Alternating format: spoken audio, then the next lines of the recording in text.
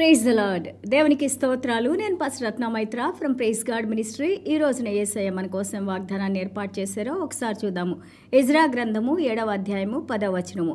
Ezra యెహోవా ధర్మశాస్త్రమును పరిశోధించి దాని చొప్పున నడుచుకొనుటకును ఇజ్రాయేలీలకు దాని కట్టడములను విధులను నేర్పుటకును దృఢ నిశ్చయం చేసుకొనెను.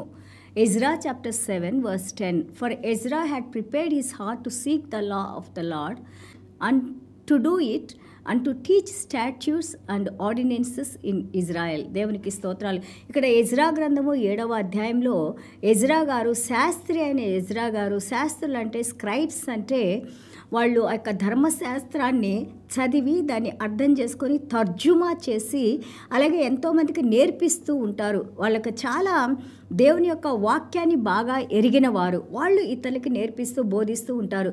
ఇక్కడ ఎజ్రా గారు బబులోన్ దేశం నుండి ఎజ్రా 7:9 మనం చూస్తే ఆ బాబిలోన్ దేశం నుండి ఆయన యెరూషలేం పట్టణానికి వచ్చారు.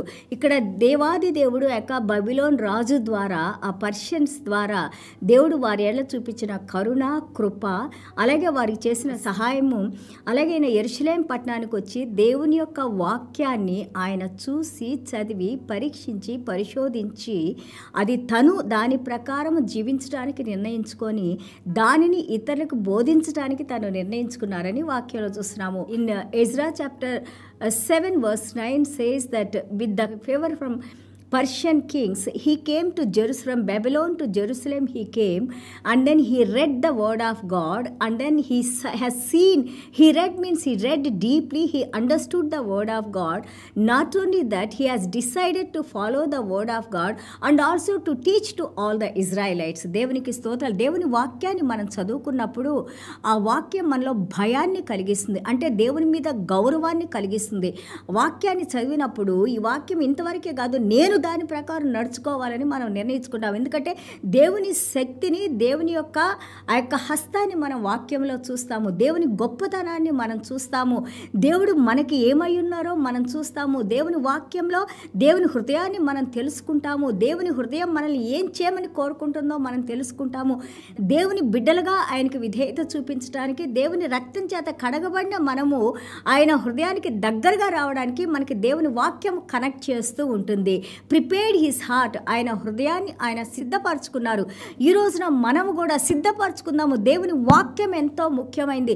దేవుని వాక్యాన్ని మనం చదవాలి. దేవుని వాక్యం ద్వారా మనం మాట్లాడాలి. దేవుని వాక్యాన్ని మనం పంచిపెట్టాలి. దేవుని వాక్యం గురించి మనం వివరించి చెప్పాలి. దేవుని వాక్యంలో శక్తి ఉంది, వెలుగు ఉంది, జీవం ఉంది, సమృద్ధి జీవం ఉంది, మనకి లాంగ్ లైఫ్ ఉంది, దీర్ఘాయుషు ఉంది, ఘనత ఉంది, సంపద ఉంది, ఆనర్ ఉంది. ఇవన్నీ కూడా దేవుని వాక్యంలో ఉంది. కాబట్టి ఈ రోజున వాక్యం వింటాం. మనందరం కూడా దేవుని వాక్యం చదవటానికి, దేవుని వాక్యాన్ని అర్థం చేసుకుంటానికి, దేవుని వాక్యంలో మనం జీవించడానికి మన హృదయాన్ని ప్రిపేర్ చేసుకోవాలని ఈ రోజున దేవుడు నీతో నాతో మాట్లాడుతున్నారు. బైబిల్ గ్రంథం అంతా దేవుడు మాట్లాడితే మనకి దేవుని వాక్యం ద్వారా, దేవుని వాక్యమే యేసయ్యని మనం నేర్చుకున్నాము. యేసయ్య మనతో మాట్లాడుతూ ఉంటారు, యేసయ్య మనకి బోధిస్తూ ఉంటారు. యేసయ్య మనకి ఆ రోజున ఎజ్రా వాళ్ళకు బోధించారు. ఈ రోజున యేసయ్య ఆత్మ మనకు బోధిస్తూ ఉంది. దేవునికి స్తోత్రాలు. Are you prepared? నువ్వు సిద్ధపాటుగా ఉన్నావా? యేసయ్య ఏమన్నారు? మత్తయి సువార్త 25వ అధ్యాయంలో వెయిట్ అండ్ వాచ్. ఏ విధంగా బుద్ధిగల కన్యకలు వాళ్ళు సిద్ధపాటుతో ఉన్నారో అదే సిద్ధపాటుతో నువ్వు నేను ఉండాలని ఈ రోజున యేసయ్య మనతో మాట్లాడుతూ ఉన్నారు. ఫర్ చేంజ్, మార్పు కావాలి మనకి. చూడండి, అపోస్తల కార్యాలు 16 మనం చూస్తూ ఉంటుంటే లిడియా, ఆమె ఊదా వస్త్ర రంగాలు అంటే గొప్ప గొప్ప వస్త్రాలు, రాజులు ధరించే వస్త్రాలని ఆమె బిజినెస్ చేసే వ్యక్తిగా మనం చూస్తున్నాము. ఇమాజిన్ చేయండి, కొత్త నిబంధన కాలంలో ఒక స్త్రీ, బిజినెస్ చేసే స్త్రీ ఎప్పుడైతే ఆ యొక్క మన అపోస్తల పౌలు గారి వాక్యాన్ని వినిందో, ఆయన చెప్పిన సువార్తను వినిందో, ఆమె హృదయాన్ని దేవుడు తెరిచారు అని ఉంటుంది. God open her heart to receive the word of God. ఆమె ఆ యొక్క వినిన మాటకి ఆమె విధేయత చూపించి తను రక్షణ వచ్చి తన కుటుంబం అంతా కూడా రక్షణలోకి రావడానికి దేవుడు ఆమెకి సహాయం చేశారు. అదేవిధంగా మన హృదయాలను కూడా తెరిచి చీకటి అంతటిని తీసివేసి, అవిధేయతను అంతటిని తీసివేసి, ఆ యొక్క అర్థం కాని ఫూలిష్నెస్ని దేవుడు తీసివేసి ఈ రోజున క్లారిటీ మనకి ఇవ్వాలని మనం ప్రార్థన చేసుకుందాము. And how to prepare your heart, ఎలాగ మన హృదయాన్ని సిద్ధపాటు చేయాలి? దేవుని వాక్యం వినడం ద్వారా, దేవుని వాక్యం చదువుకోవటం ద్వారా, దేవుని వాక్యానికి మనము విధేయత చూపించడం ద్వారా, ఆ విధేయత చూపించిన దేవుని వాక్యం ద్వారా కార్యాలు క్రియలు కూడా మనం చేస్తూ ఉండాలి. Not only the hearers of the word but you have to be like a doer of the word. Whatever takes you away from the Lord you should not be obedient to that one. ఏదైతే మనల్ని దేవునికి దూరంగా ఉంచుదో వాటి దగ్గర నుంచి మనం దూరంగా ఉండాలని ఈ రోజున దేవుడు మనకి నేర్పిస్తున్నారు. Give priority to the word of God. ప్రథమ స్థానాన్ని దేవుని వాక్యానికి మనం ఇవ్వాలి. హోషియా 10:12 అన్నారు, he said sow yourself in righteousness అన్నారు. నువ్వు ఈ యొక్క గింజలు నాటేటప్పుడు అది నీతి కలిగిన గింజలు, నీతి కలిగిన పంటని నువ్వు పండించడానికి గింజలు నాటమన్నారు. ఫాలో గ్రౌండ్ బ్రేక్ చేయమన్నారు. కఠినమైన బీడుబారిన హృదయాన్ని నువ్వు దాన్ని క్లీన్ చేసి డిసిప్లైన్ చేసి దేవుని యొక్క సారంలో ఆ యొక్క గింజలు, దేవుని గింజల వాక్యాన్ని మనం వేసినప్పుడు అది నీతి ఫలాలు ఫలించే విధంగా ఉండాలని ఇక్కడ మనకి హోషియా గ్రంథం ద్వారా దేవుడు మనకి నేర్పిస్తున్నారు. అండ్ రీప్ ఇన్ మర్సీ, కనికరంలో నువ్వు వాటిని కొయ్యాలని అంటున్నారు. Your works has to be like a కనికర కార్యాలు, ఇతరులకు సహాయం చేసే కార్యాలు. Seek the Lord till he comes and rains. దేవుని మనం వెతకమన్నారు.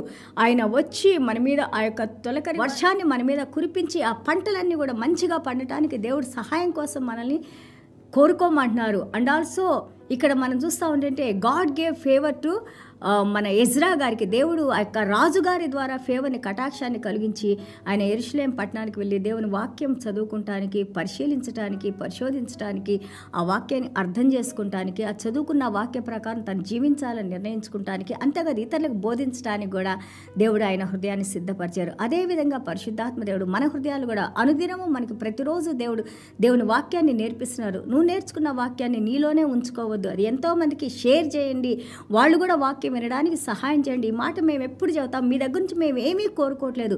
We are not asking anything from you. All that we are asking is that let this word go to spread to many people. ఈ వాక్యం ఎంతోమందికి అందేలాగా మీరు మాకు సహాయం చేస్తే అదే పెద్ద సహాయం. అది దేవుని యొక్క సేవలో మనందరం పాల్గొంటున్నామని, దేవుని ద్వారా మనం ఆశీర్వాదాన్ని, కటాక్షాన్ని మనం పొందుతాము. And also hand of the Lord is with me అని అంటారు. ఎజ్రా 7:6 మనం చూస్తే దేవుని హస్తము నా మీద ఉంది అంటున్నారు. సో దేవుని హస్తం ఉన్నప్పుడు ఏమవుతుంది, అక్కడ దేవుని కనికరం ఉంటుంది. అదే మనం లూకాసు వార్త 2:52 చూస్తాము. దేవుని యొక్క కటాక్షము, ప్రజల కటాక్షంతోనూ యేసయ్య గురించి మాట్లాడినప్పుడు దినదినము ఆయన అభివృద్ధి చెందుతూ ఉన్నారంట. అదేవిధంగా దేవుడు చూడండి, ఇక్కడ రాజుగారి కటాక్షంతో అలాగే దేవుని కటాక్షంతో ఏ విధంగా ఎజ్రా గారిని ఆశీర్వదించారో అదేవిధంగా మనల్ని కూడా, మనకి తెలియని వాళ్ళు ఎంతోమంది మనకి సహాయం చేయడానికి ముందుకు వస్తారు. ఎందుకంటే దేవుని కటాక్షము, దేవుని కృప వారిని మూవ్ చేసి వారి హృదయాలతో మాట్లాడి వారు మనకి సహాయం చేయడానికి దేవుడు మనకి సహాయం చేస్తారు. So and also here he says that it begins కటాక్షం కానీ కనికరం కానీ ఇవన్నీ కూడా దేవుని వాక్యం నుంచి, దేవుని దగ్గర కృపా సింహాసనం నుంచి వచ్చేవే. కాబట్టి దేవునికి విధేయత చూపిద్దాము. మనం కూడా మన హృదయాలను సిద్ధపరచుకుందాము మంచి మార్గంలో నడవటానికి, దేవుని చిత్త ప్రకారం ఆయన కార్యాలు మనం జరిగించడానికి, అలాగే దేవుని దగ్గర నుంచి మనం ఆశీర్వాదాలు పొందటానికి, ఆయన కటాక్షాన్ని పొందటానికి మనం చిన్న ప్రార్థన చేసుకుందాం.